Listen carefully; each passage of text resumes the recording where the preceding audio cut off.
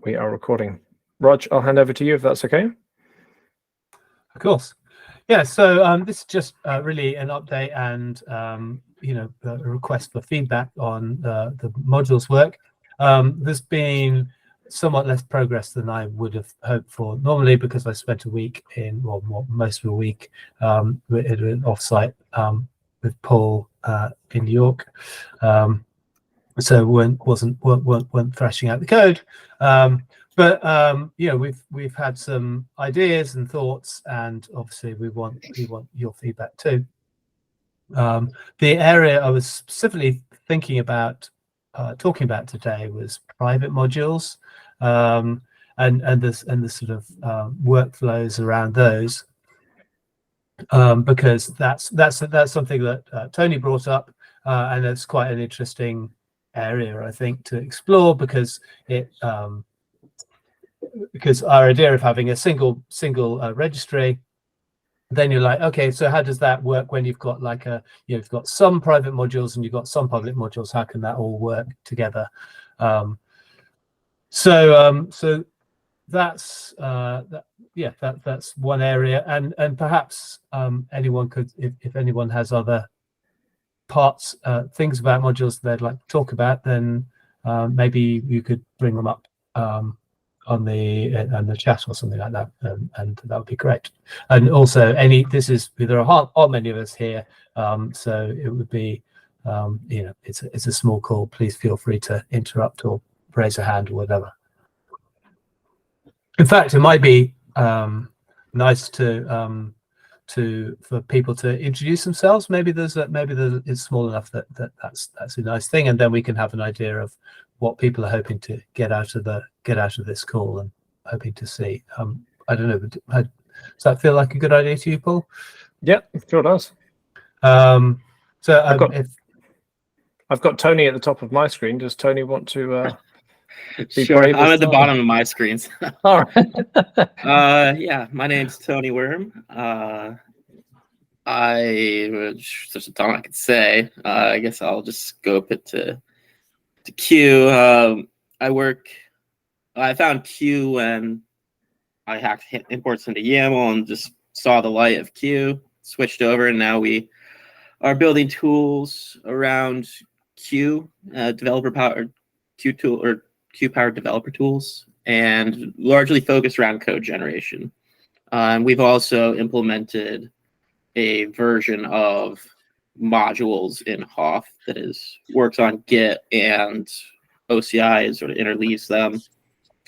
And it's not fully fleshed out yet, but it does a lot. So we've been using it for maybe 2 years now. I'm not sure, something like that, but I'll leave it there. So I have a vested interest in the module proposal because we have some form of module dependency resolution already. And just to clarify, Hoff is the product or project? I don't know how you classify it. So Hoff, the tool, the 3 letters, is an open source project that is more of like a code generation framework. We don't define, like we say there's Q on the input side, and there's like a whole bunch of other text files that you supply as well as a user, and then we just sort of like mash it all together and put constraints and like certain practices around how those things happen. But any of the details of like what's this input schema, what's the the Q side of that, or what is the like template and output side of that, that's all left up to users. So we're not like making those decisions. So that's where we think about it as a framework where we can explore what should those interfaces and schemas and abstractions look like. Yep. And then it also leaves us open to like rethink how like what templating means, like even think about some of this WASM or in language stuff, or even something like I've been using JSX a lot recently, which is a really interesting way to think about code generation and a user experience around that. So what could like QSX mean? I'm not really sure. One thing you forgot to mention is Qtutorials.com, which is where many people will know you from. Yeah. And the countless replies that Tony has given over the years in the Slack channel and on issues and discussions. So I'll give a personal thank you to Tony for all of that. That's fun. I've got Richard next. Okay. My name is Richard Bonifpeng. I'm relatively new to the Q scene.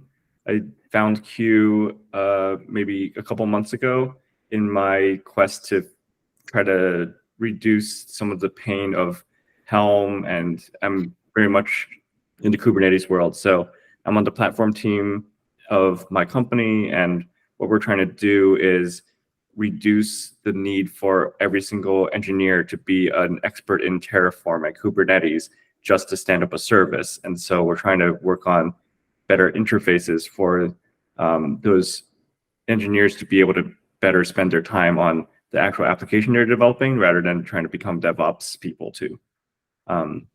So a lot of the work that I'm doing is trying to figure out, and at this point of our evaluation of Q is to come up with some RFCs to say, why is Q a better solution than JSONnet or Helm or CDK? All those different comparisons that someone will inevitably throw out there and say, have you considered this? So that's what I'm working on right now, and I'm excited to see where this goes. And I think the major pain points for me right now is around packaging. I created a GitHub action that basically uses Hoff and Q and like mashes everything together into the runner, so that now I can run the Q commands that I need to. So I think that is kind of the part where I feel like there could be improvements there. And then I'm also looking into Timony, how do you pronounce that, as a way to handle some of the life cycle things where there's an ordering of deploying your resources and perhaps, the teardown of Kubernetes resources as you remove them from the manifests. So that's the zone I'm in right now. Welcome, Richard. Thanks. Jonathan just posted something saying that he can't introduce himself for reasons, but I'll introduce on his behalf just to read this out. He's DevOps in the UK, trying to do things that lower the barrier for his clients and or employers to use Q in the future and make the rest of my DevOps, as in Jonathan's DevOps career, more enjoyable and more relaxed. David, I don't know, you're on mute. Please, if people don't want to speak because they're looking to remain anonymous, please just say, but otherwise, please go for it.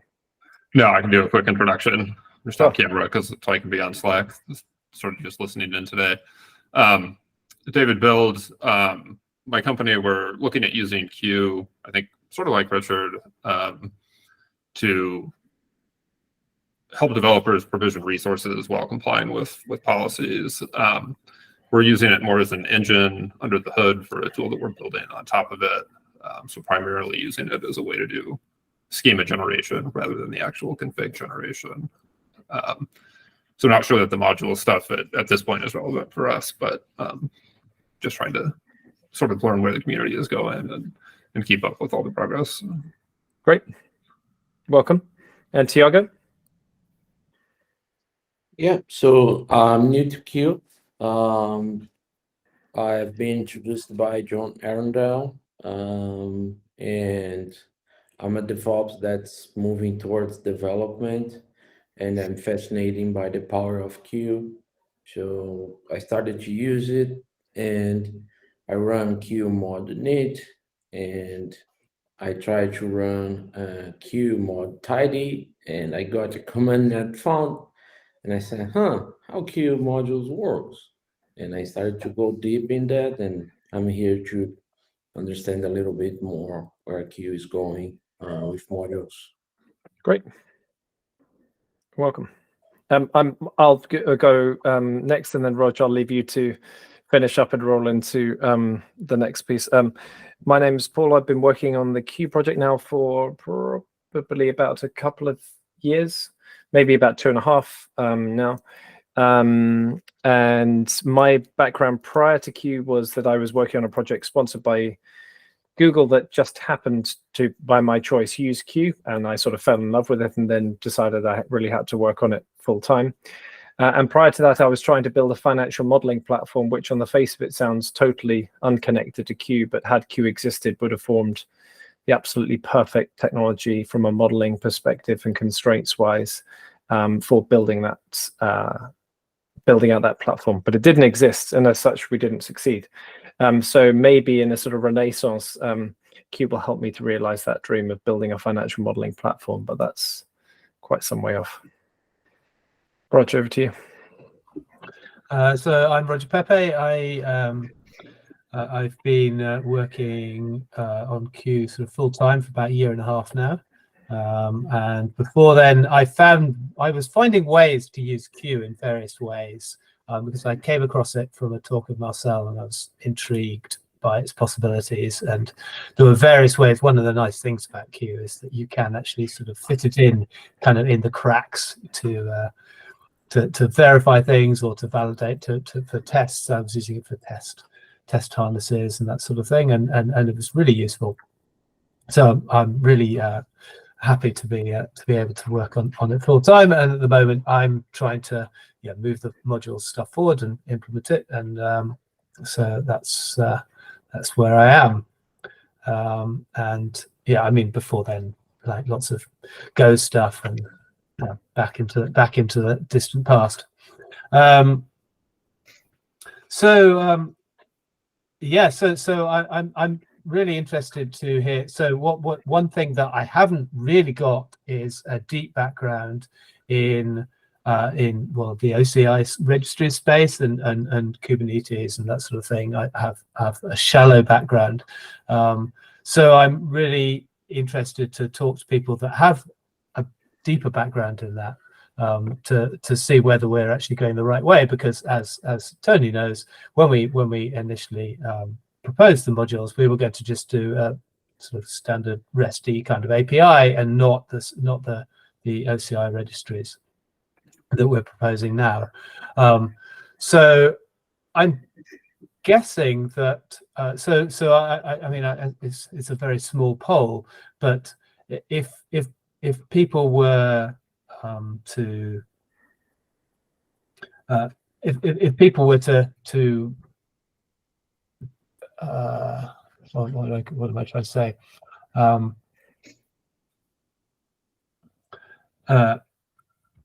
Is everyone on board, I guess, with the notion that if you're going to, for example, have private modules, if you like at the moment in Go, for example, if you have a private module, then you can set Go private and you can put it on your GitHub, and Go will pull it directly from your GitHub. But we're actually proposing to do something different to that. We're actually saying that, well, if you want a private module, it has to exist in a registry somewhere. And that's not a totally strict requirement, because it might be possible to build something that looks like a registry that is actually backed by GitHub.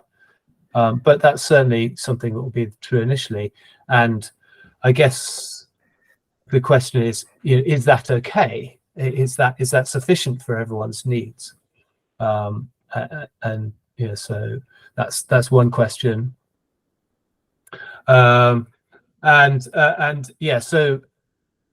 I guess our initial thoughts are to that we will have this public registry, which will look like a normal OCI registry, but you won't be responsible for pushing directly to it, because we'll have this GitHub app which will do that for you. So all the initial public modules will be only in GitHub.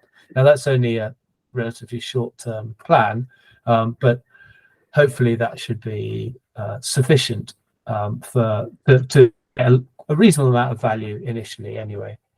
Because there's a lot of GitHub stuff, and that means that people will be able to publish schemas, public schemas, and that kind of thing, which I think will be useful. But clearly, people will also have a need for private modules too. So we're wondering what our initial priorities need to be, because eventually we want people to be able to publish private modules to the central registry.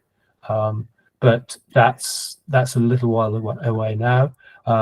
So I guess the flow that we're thinking of initially is that well, there are two possibles really. Everything,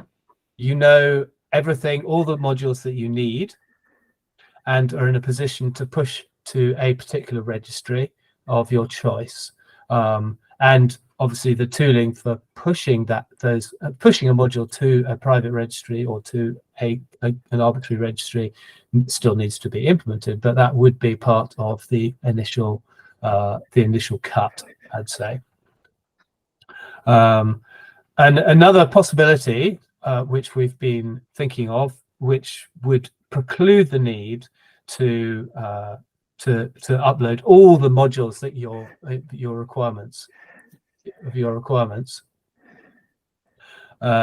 would be to have a kind of split level registry. So essentially you have a local host proxy that you run, and again, this doesn't necessarily have to be forever. This is something that we already have the flexibility to do, and I would have a demo, only I couldn't quite get it working in time, where you have something that looks exactly like an OCI registry that essentially talks to other registries. Actually, Paul, you had that image, didn't you? Which was quite useful. I can share that if you like, or that might be useful actually, if that's okay. apologies, for some reason it's not rendered particularly well.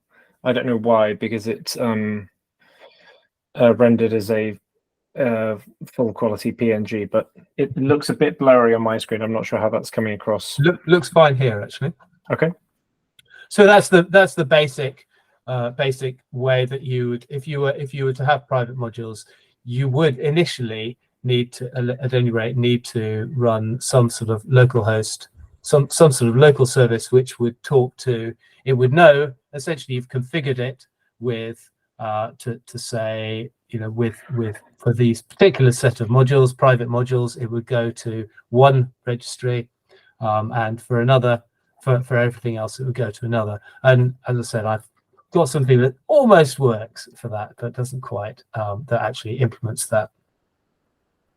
And obviously that's, I mean, maybe that's too much of a hassle, but it's relatively low implementation effort, so we can have it going from day one, and it seems, and it's actually a quite flexible approach, because that kind of proxy can be used to go out to multiple registries. It could be used to talk, you know, you can use it to do caching, all kinds of, there's all sorts of interesting possibilities there, I think. So this is an actual like service running locally? Yeah, in this case, it would be, you would actually have a command that you would run that would be listening on localhost, and you would point command, you would set your Q registry environment variable to point to that, rather than to point to, in this case, registry.q.works. So just to be super clear, this is what we're trying to do, is explore the space here in terms of what should land in various phases. Because so this isn't showing us the target state, the target end state, because I think, and Richard sort of makes a good point here, is that actually the target end state for different people is slightly different, and this is something we're trying to work out how to best communicate. So Richard, if I might just pick up on the comment that you've kindly added there, is for private modules, I would want to upload them to a self-hosted registry. That's actually something that for a lot of, dare I say, company or corporate or large company-based users of modules, not just Q, but Go, you make a reference to Go there, that's what they end up doing. So whether it being an OCI registry or some other registry, they want to control the artifacts that are available within their company.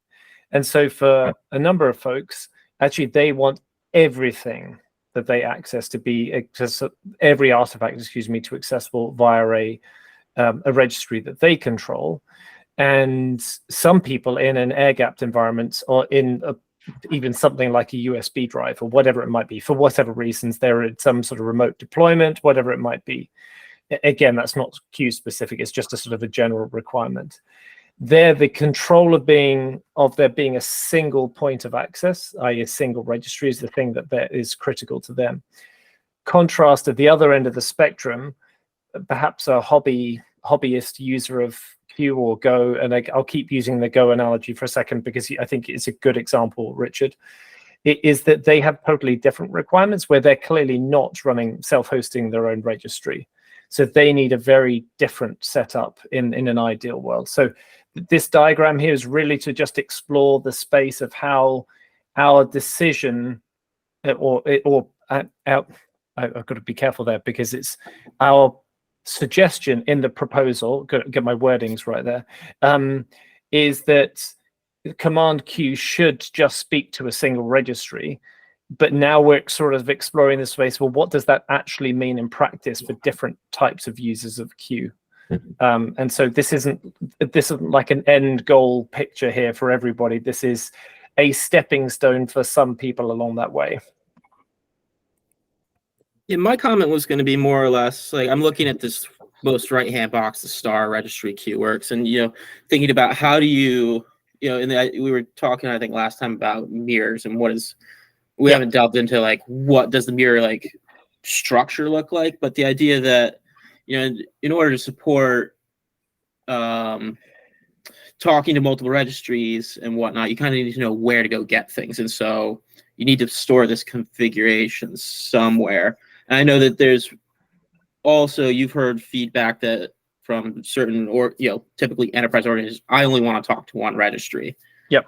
And so this this configuration was like exactly kind of how we were thinking about that. Like how do you say like this is here and this is there and what you get it. But I think if you subtract that this is a service running and just have the tool load that configuration file and do the talk to the different registries itself, that's kind of how like we're headed and thinking about it. I'm curious about what the reasoning behind having making it a service and having that talk to everything versus just having the Q tool talk to everything versus like you saying it should only talk to one registry at a time. And I'm just trying to understand that decision. I could probably answer that. So one reason is that separation of concerns means that you can. So something we put in Command Q really has to be very solid. We try and keep that aspect of the code, and that as a very, very solid API. And if you start building in, we're not sure what this really needs to look like yet. We're not sure exactly what people's use cases are. You can do something in a separate command that is actually very flexible, maybe not optimized, but is not necessarily an API or an interface that we might keep around forever.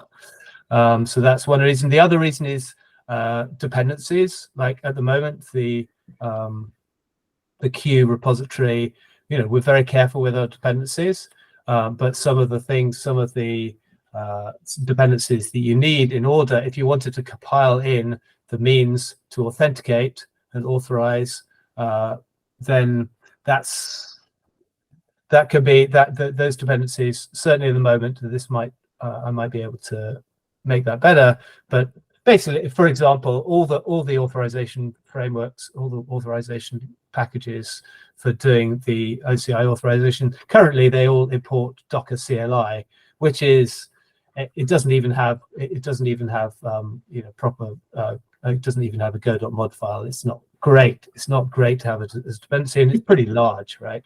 It's not really something that we necessarily want to have as a direct dependency from the Q repository.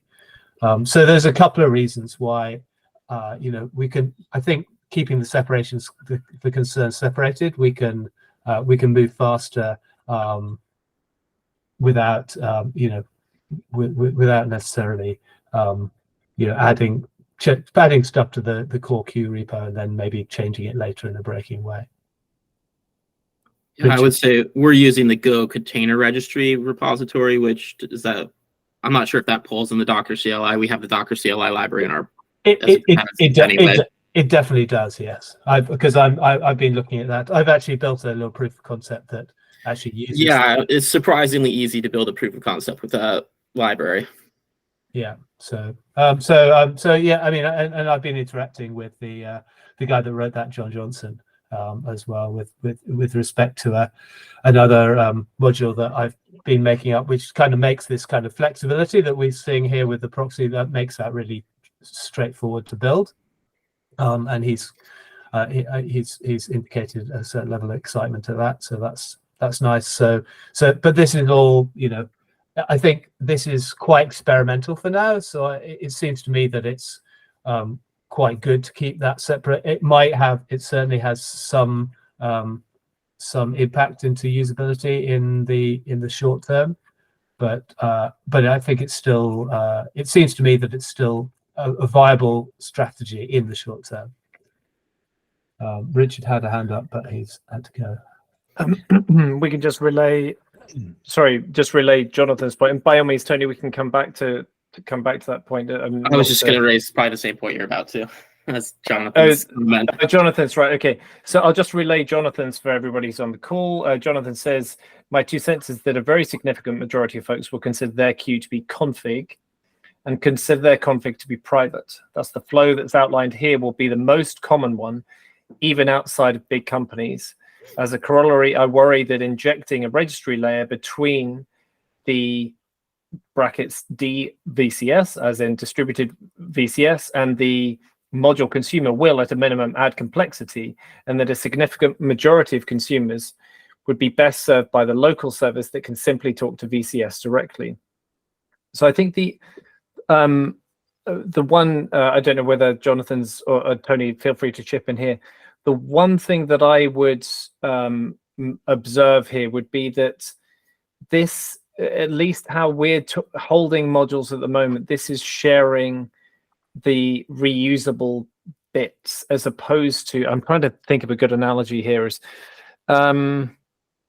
it's more like package dependencies, I would guess, than a main package in Go, if I was to draw an analogy, in that we're talking about those dependencies, whether they be public or private, that are in modules that are the reusable components, as opposed to a main module that contains the actual configuration, as it were, in some way, shape, or form. Now, it's almost certainly the case that there's not like a hard and fast distinction as to what is. It is probably a very fuzzy spectrum as to what sits at a pure configuration end of that spectrum and a totally reusable package at the other end of that spectrum. So, but I think at least the way we're thinking about this initially is optimizing slightly more for the reusable package / schema side of things. Rog, is that a fair comment?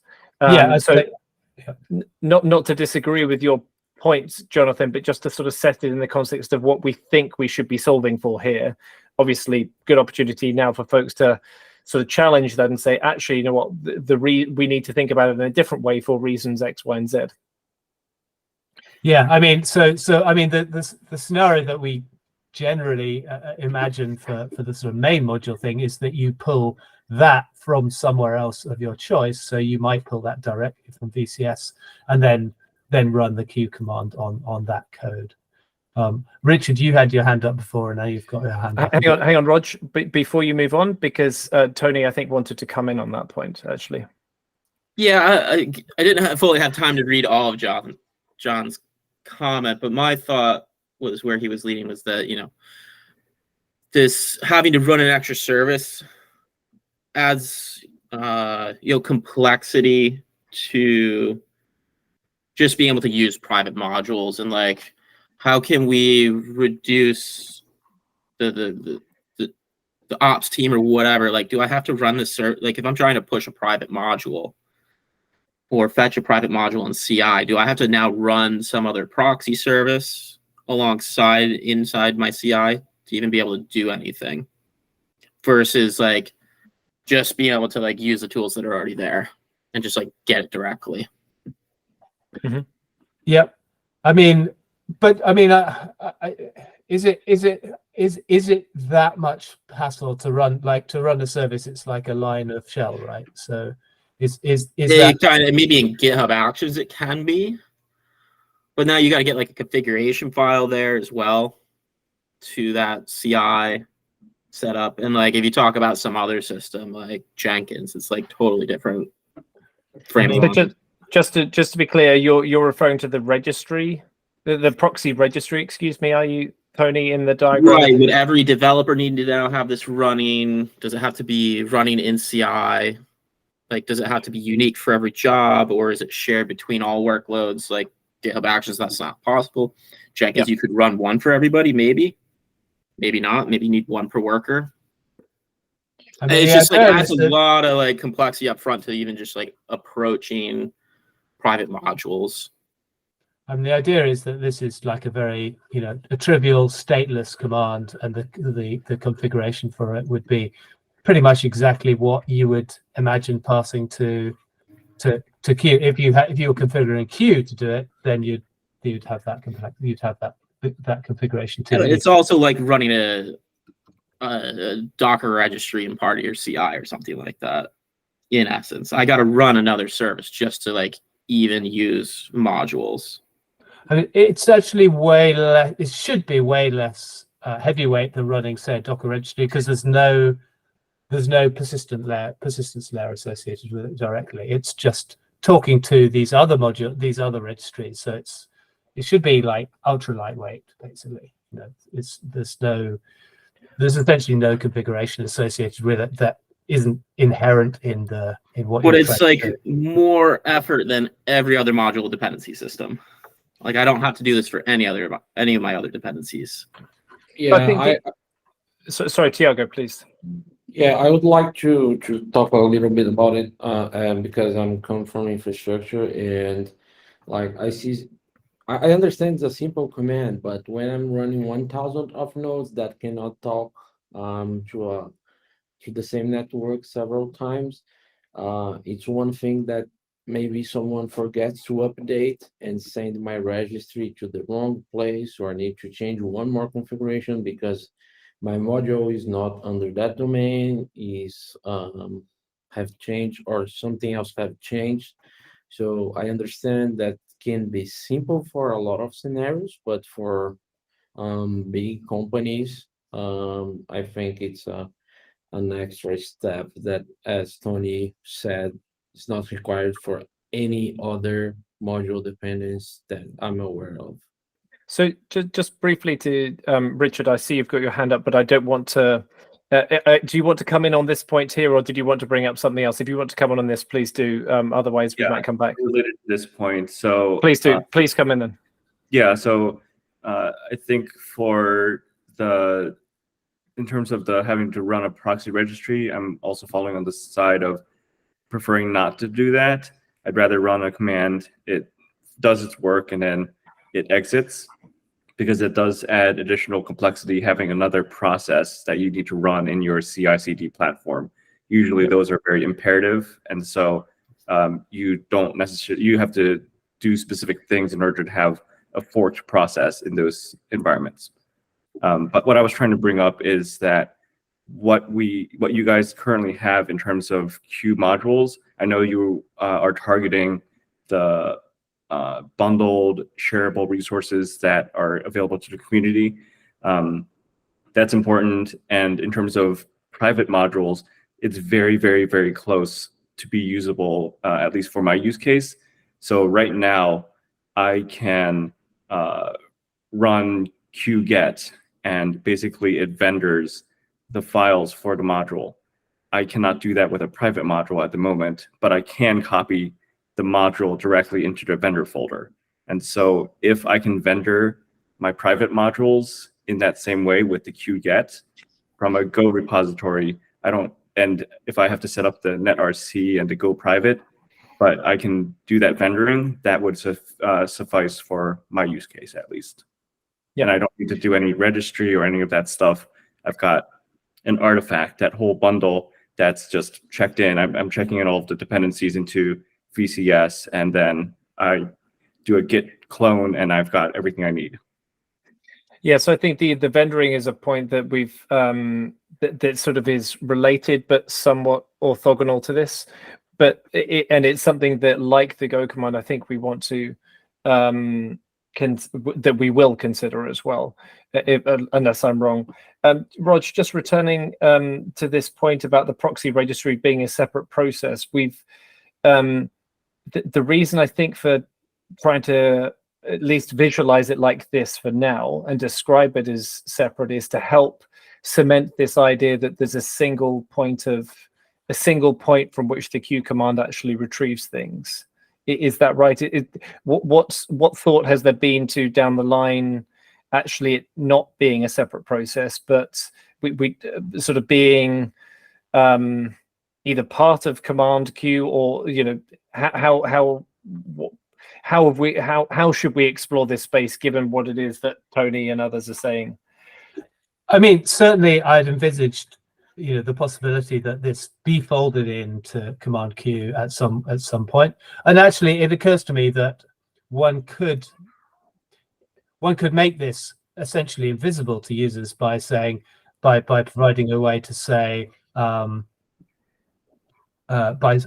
providing a way for the Q command to essentially call out to a command to start up a registry for the duration of the command. So just start up a registry, run thing, and maybe that might even work, right?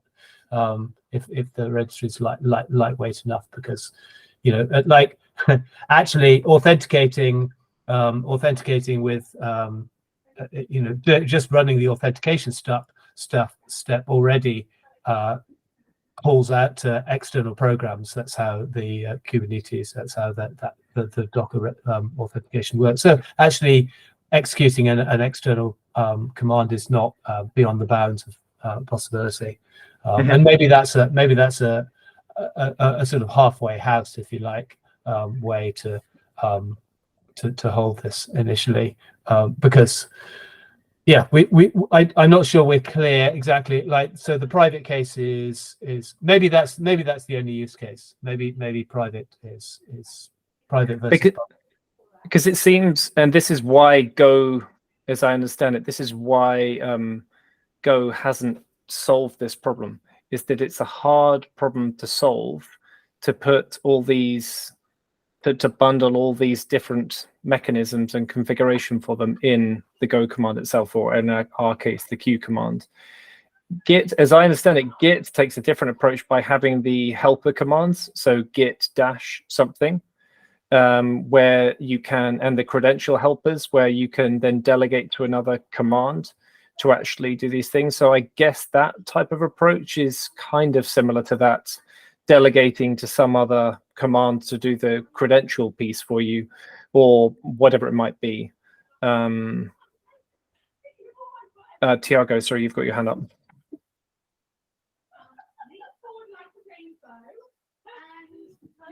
Yeah, so my point, just to finish this, my main concern is to listen to another IP and be accessible via network. So if it's something that's just a logical component that works by itself, like you described, Roger, I think that would be perfect. I don't think having a proxy registry is the problem. I think the problem is to be another component of your architecture. Sure. Yeah. That needs to be deployed separately or each instance. So just to be clear there, I couldn't quite work out whether something like a command that listened on localhost, on some port on localhost, was a problem or not. Yeah, I think that would be a problem. Okay, so something, so it would need to be, like a pipe or something rather than yeah, and I like the config, like the name comes from a DNS, which is a central place. I don't need to distribute these as extra configurations. I don't need to, like, per queue instance, I don't need to configure saying that registry.q goes somewhere because it takes from the DNS. I'm not sure if I'm being clear.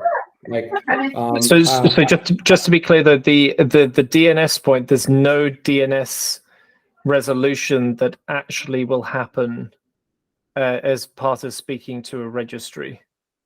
Apart from resolving the name of the registry itself. Yeah, sorry, that's true.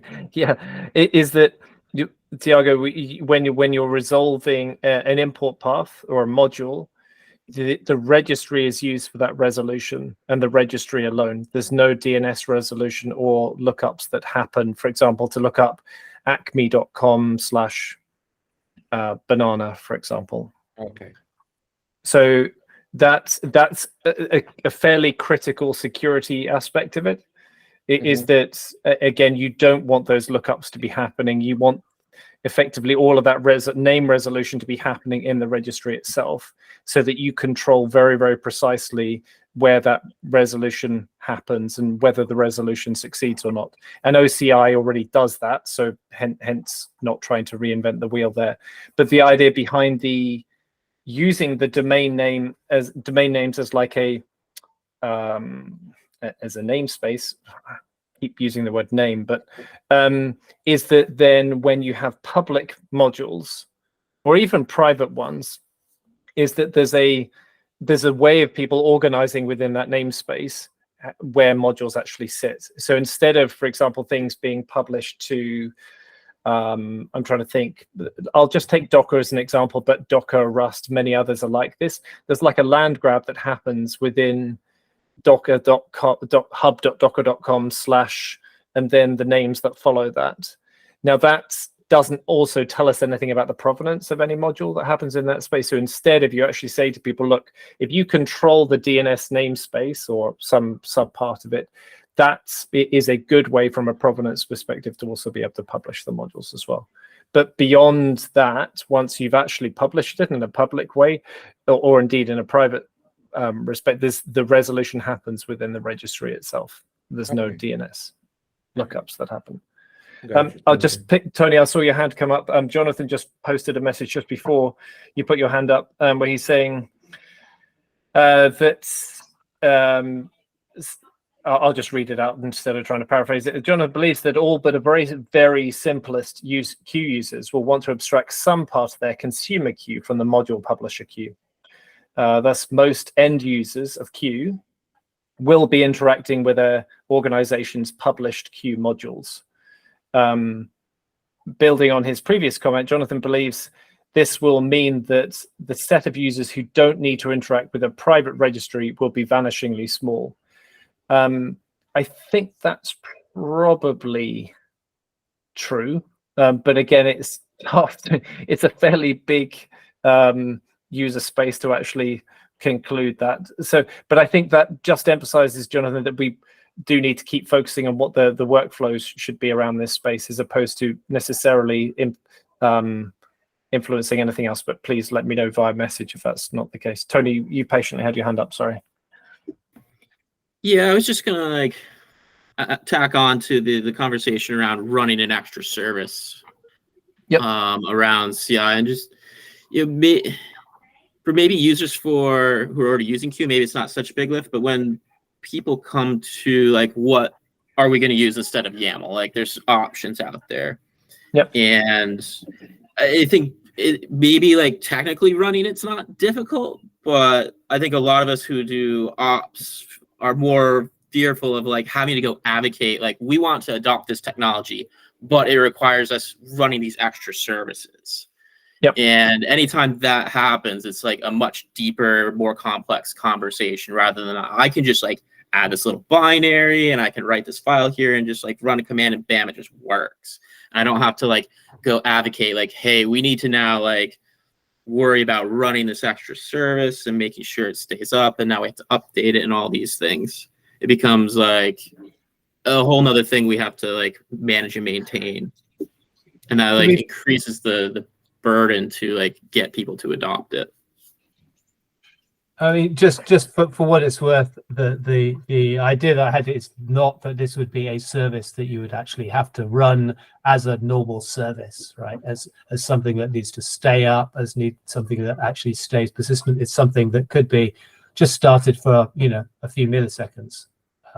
It's a very, very, very lightweight sort of thing. I mean, I agree that it's an extra command and it's something else to think about. And probably, I mean, I think your feedback is well taken.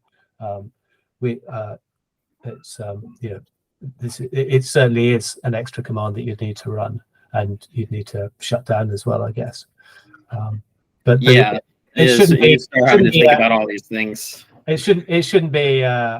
Like, is it going to work in a containerized environment or in like a ton of places where we might call Q that don't have all the traditional like runtime? Like, what if I'm in a Scratch container? You know, something like that. You can listen on localhost.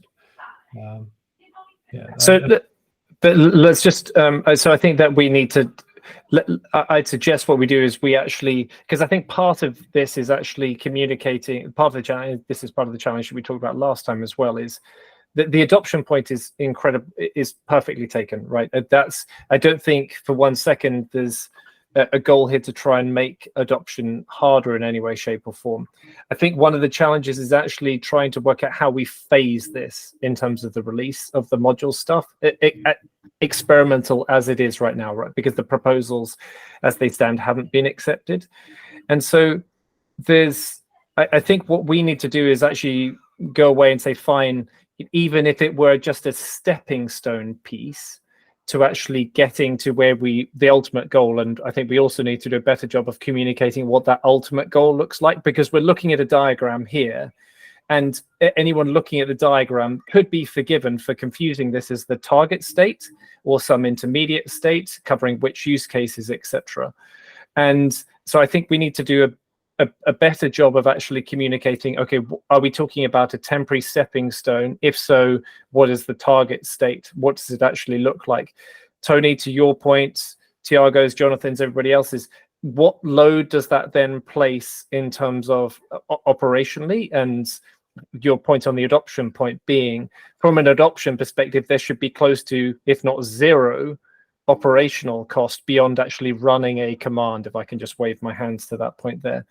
I think the point to explore a bit more, at least from my perspective, or with the thing, again, we need to communicate a bit better, is how the authentication piece complicates that if we don't want to bundle everything into command Q, and what we have to do as an alternative to that. Because, Roger, I think you made the point that we could hide the fact that there's a separate process, albeit running it, because this is what Git does, as I understand it. Whenever it's doing any of these subcommands, there are sub processes associated with Git when you run Git to do various things, right? So that's a fairly common pattern. So I don't think that should be a problem if command Q did the same. The question is instead one of, like, architecturally, where do these bits belong, and what should this command actually do? And Jonathan, back to your point, if actually the majority of people are doing private stuff, is that separation in a separate process even the right thing? Because if everybody's needing the private stuff, does that actually point towards us perhaps in preferring to do stuff in the Q command itself, Rog? That was one option, as you said, of this sort of blending into the Q command at some point. Not saying that that's the right approach or not, because I think it's a trade-off in this case of all the various points. Yeah, I think that there's definitely a bunch of trade-offs, and yeah, one of the trade-offs is, which things do we do first, and so, I was sort of thinking one could get a lot of bang for the buck and have things, come out earlier by saying, well, we're making the simplifying assumption that we're just talking to one registry, which makes the Q command itself simple.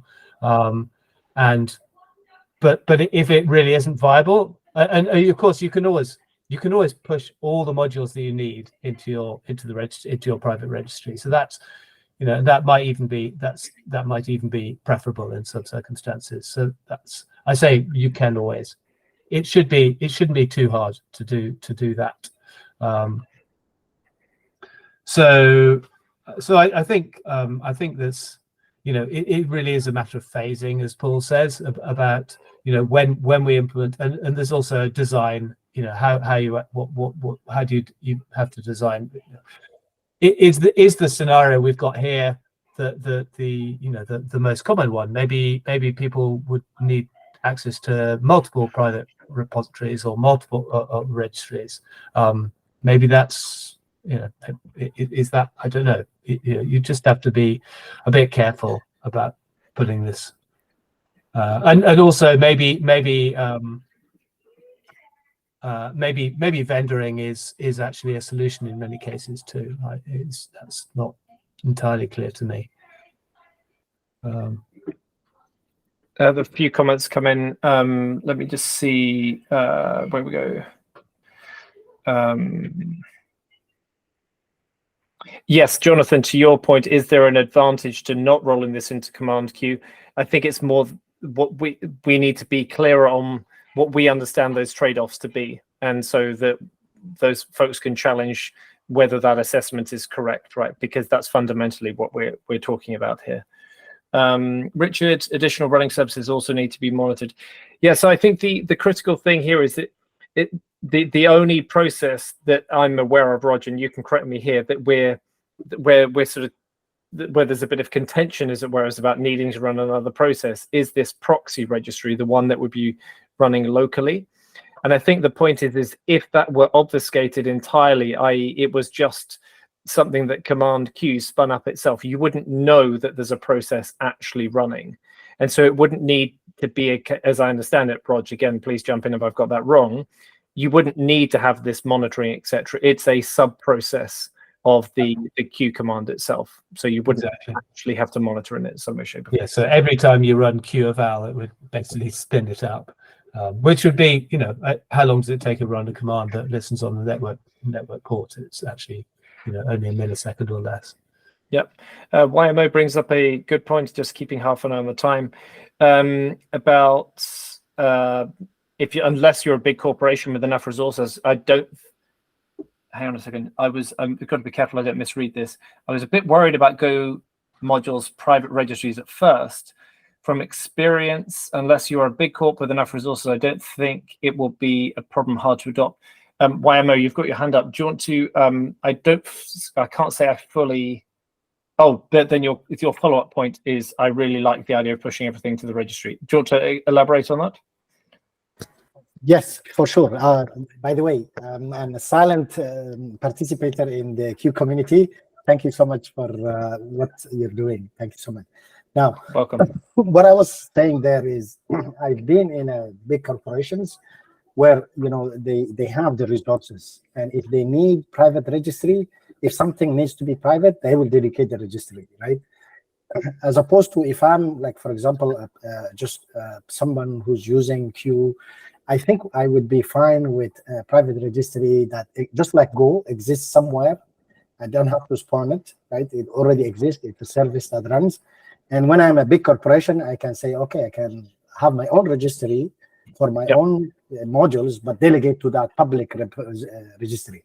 Was that in consideration, right? Like having something that is running already somewhere.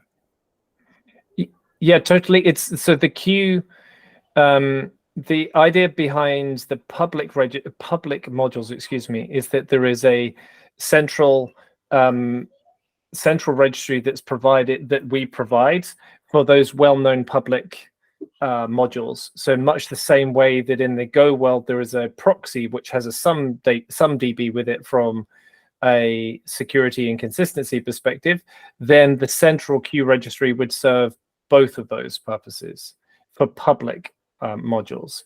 That means we, from a security perspective, can all then agree on what version X of module M actually represents, and then have consistency on that. However, and this is kind of picked up in a point that Richard is talking about here, and now Tony and others are jumping in as well, is the only thing that we're proposing so far is that command Q should only speak to a single registry to simplify this whole process of going out to various different places to actually get your dependencies. But how you actually, which registry you use and how you achieve all of those things being in that registry is effectively the space we're in here, particularly when it comes to talking about private dependencies that are separate from public ones. And Richard, to your point, not wanting to have to copy all the public ones to a private registry in order to just use the private dependency in that situation. So I think there's, and Tony, your point's spot on, because Roger's agreed with it about the tooling in this space needs to be good whichever way round, right? Is that whatever setup, YMO, to your point, that you want or is preferable to you, the tooling should make the adoption of it very, very straightforward, as in you shouldn't have to spin up a service here or there. You can just use the public registry if all you need is public things. As Roger said, the plan down the line is for that to also support private modules, but not everybody will want to put their private modules in that. Hence, you can speak to whichever registry you want, but it's a case of how you then hydrate those registries. Maybe, as Roger has indicated figuratively by the proxy registry, maybe there are registries that exist that can then be configured to do this routing effectively. And Tony, this is something you've talked about before, whether that's a local process or a company choosing to run it as a service themselves that does that routing. And I think there's Go, the JFrog registry the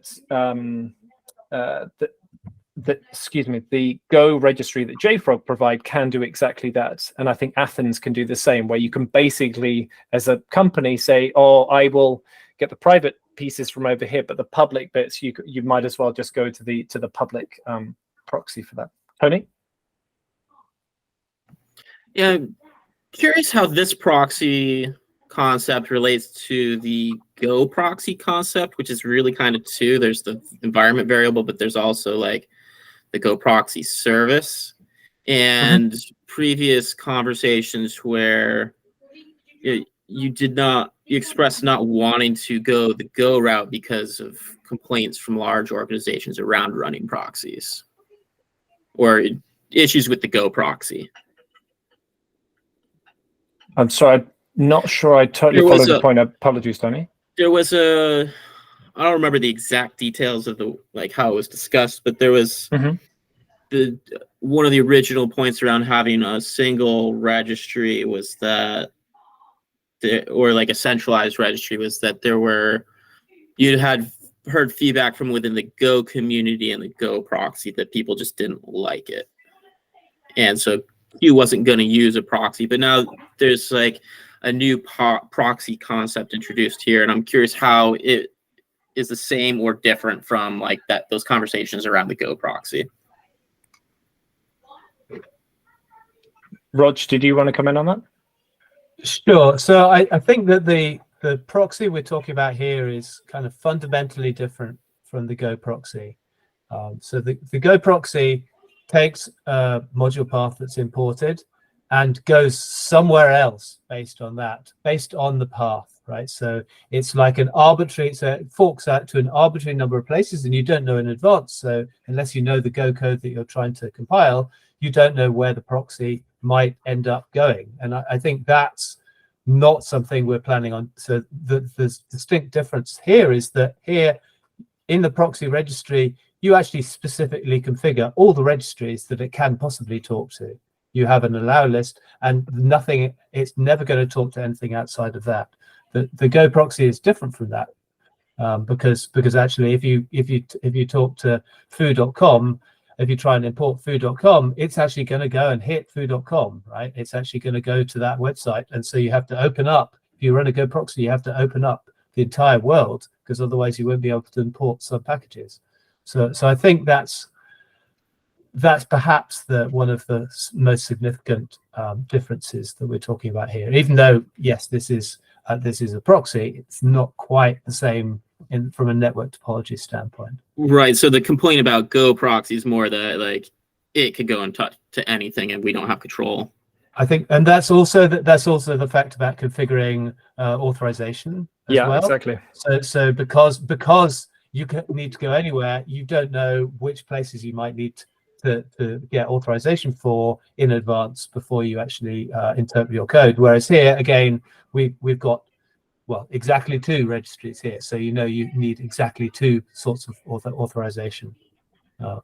Right. Yeah. All right. That makes all sense to me. By the way, we are out of time. Yes. YMO, did you just have one quick last point maybe to round Yes. things up? Yes. I mean, it's a big loaded question. Now, what I was thinking is, in terms of when we go to the registry, right? There is the registry and figuring where the location is. The other one is the format, and assuming that everything will be OCI, right? And then the last one is the execution model, or the component model, and then the execution model, right? Of those, because I could have, for example, ultimately we will have WASM modules in there, right? So discussing those execution model and the security around them, the component model as well, and then the image model, the actual format.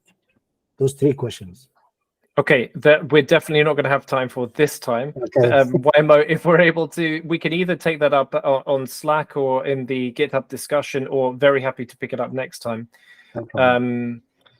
Tony and Jonathan especially, one thing that is interesting is this is the VCS based approach that you both mentioned in the past. Is what would be interesting from my perspective at least would be to understand how you, from like a use case perspective, how you see folks wanting to hold this stuff. In Jonathan, you laid out a couple of examples, workflows there as to what might be common in this sort of non-company situation. Because if in a company situation, and it is far too much of a simplification to say that in all companies everything gets put in a registry and that's it, all done, right? That's probably not the case. But where there is some wish for there to be a dependence on VCS, what should that look like from your perspective? How would you hold it, given this sort of overriding, I don't want to quite say constraint, but desire that we actually have a single point of access for things being a registry? If you could give that some thought and work out a way to help steer the conversation, wherever you like, Jonathan, in terms of the feedback. It's certainly something we can pick up in discussion next time, but if in the meantime chatting via Slack or whatever, that would be helpful to sort of see how you see it fitting into the picture and what sort of use cases are driving that. Cool. Sorry, we've run out of time and we've run over. Apologies. We started a bit late. Thanks to everybody for introducing. YMO, thanks for joining a bit later on. We'll try and iterate on this next time to have a bit of a better plan from, or description visually at least, of how we phase these things.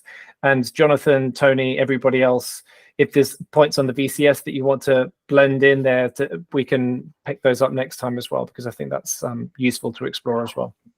Yeah, I was going to say, this diagram was really helpful, I think, for facilitating this conversation. It would be great to, maybe we can get one together before the next 2 weeks. I think we probably need more than one diagram. Right, yeah. But it was nice to have just like this one and have a very, I think, more focused conversation this week on, I think, a big gap in all of our understanding.